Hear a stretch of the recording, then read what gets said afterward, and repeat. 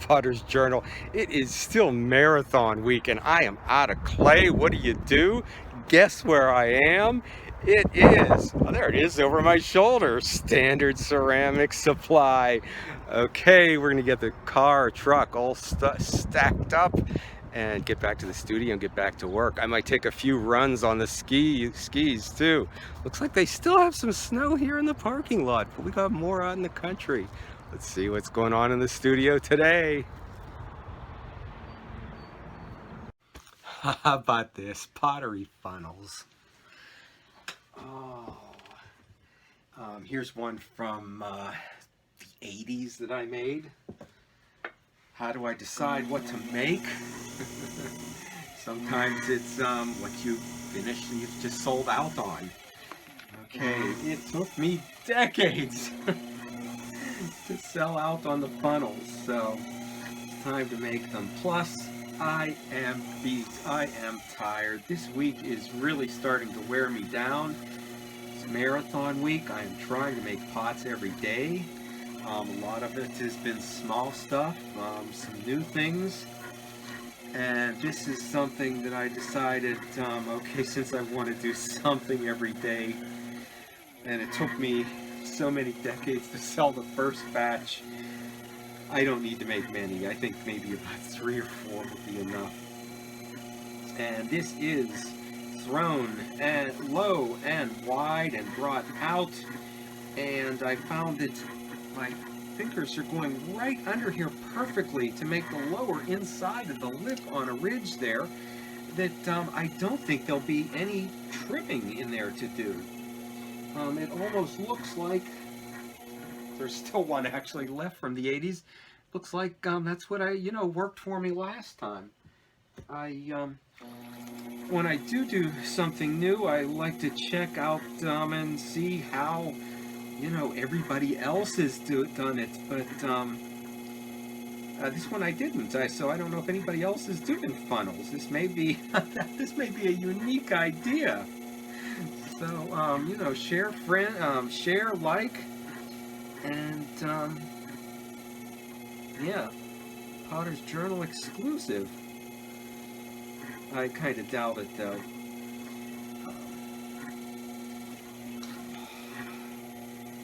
Yeah, I was surprised how much even picking up the order from Standard, this clay took out of me. And this is all bringing this in, so it's not bringing something out where something might spin out of control for you. I'm able to get the bottom to just about the thinness that I want it to be, all the way up, and then just bring this in quite easily without it really doing anything to the bottom. Yeah, it took 3 hours just to put the order together. And a lot of people have not been going out a lot this year. So, yeah, just remembering how to drive a truck. Okay, and getting on the highway. And this is one time too, bringing things in, you may need to trim the top. I don't just trim the top like that straight, but I also trim it round, getting the outside and the inside. Now on this, it doesn't really affect how everything's going, but if you're doing a vase or a jug, it means that when you round it off here with the sponge, you're not throwing anything out, it's already rounded off.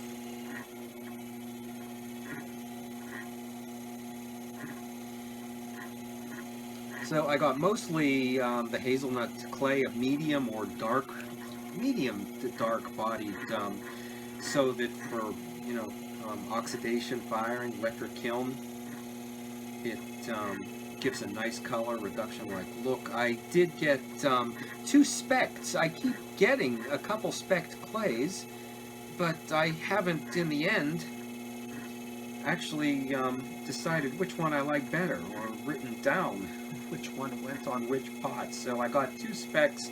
Hopefully this time I will find out which one I like better, And I got another terracotta that I've been experimenting with earthenware, taking them to vitrified temperature. And you know what, I am going to give this one another trim. I don't know that I find this that necessary on the other ones, but yeah, I can't talk and make pots at the same time. And then it seems like this should be brought in a bit more. It seems like there should be a bit there that would fit in something. And then down here, it seems like for it to be functional, there should be a basin to actually catch and hold. So marathon week, I've been mostly going small. Tomorrow, I may go big. I've actually had a semi-secret project. I don't know what I've showed you and told you and what I haven't. So I will reveal that.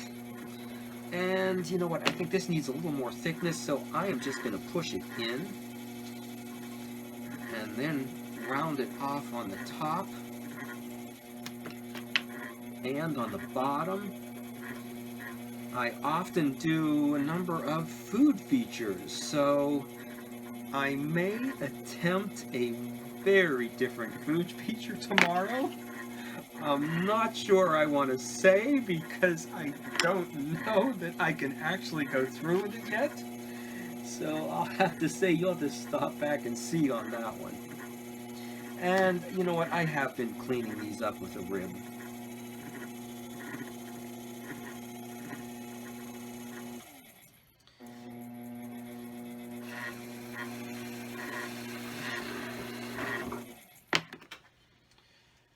I hope to get out on the skis. There wasn't much snow in town, but I think I'm on a hill, but it actually is, I guess, a bit of a mountain. And the snow up here, it does seem to last. Oh, I wanted to do this one with the lines incised into it because those glazes that I use with that sell better. You know what? I will. And that has a good wave, not much of a step. I don't think when I did this years ago, I knew the difference on how to get the step. You have to go in at the right angle to get a wave as opposed to a step.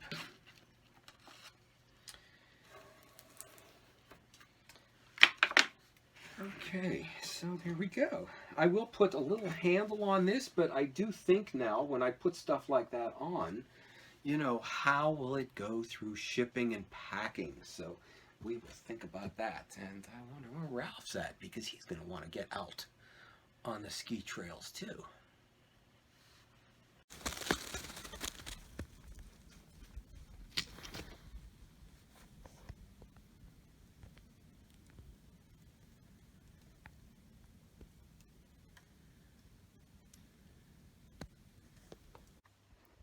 Fun stuff, the bag of toys. I got some brushes. Yatsumoto China, I never saw these before. It looks like a better grade, a bamboo brush, so I'll be happy to try those. Okay, here we go. The underglaze. I haven't bought this for 20 or more years. It's now 23. It was, what, 16 or 13 or 12 when I got it last. Cones, I always get the ones, I'd never get the self-standing ones. They cost twice as much. And it's not easy or hard to figure out. And what else? I broke down, and we're going to sample the Mediterranean mist now, finally. Only got a 5-pound bag of that. Everything else came in 5 pounds, but I got it at the 10-pound price. They gave me 2, which is great because I blend some of my glazes. My greeny Celadon-like glaze is clear. Sea mist and an ivy green transparent. So there's the secret. You know it now. I don't remember how much though. And okay, the kiln that went bad, the oatmeal was the one glaze that turned out good on the bottom here. So I got some more of that. Enough to top off the sample bucket and dip some big things. I don't know how you're doing price-wise, but let's see. 58 cents a pound for my clay. If you buy it dry, 57 cents a pound. I got a huge bag of creamy white. I am going to use it, mix it up as slip, and see how it works for banding and dipping pots. I have recipes and I've never mixed them up, so I'm just going to see if this works.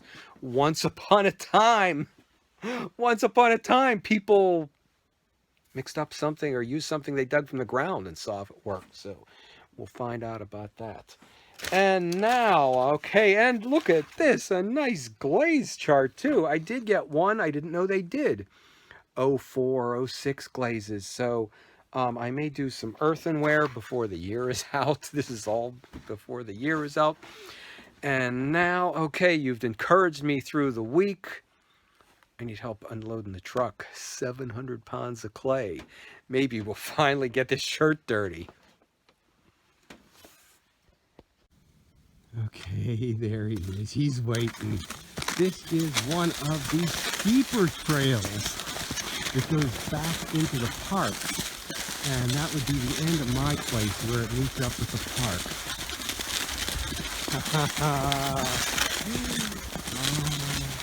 And I am doing this one-handed today. I've got the cold in my hand. Just so I can get you down through the woods. Look down there. There's a little stream down there. I think it's on the neighbor's place. It's the only real water that's here. Ralph knows where all the trees are with all the squirrels.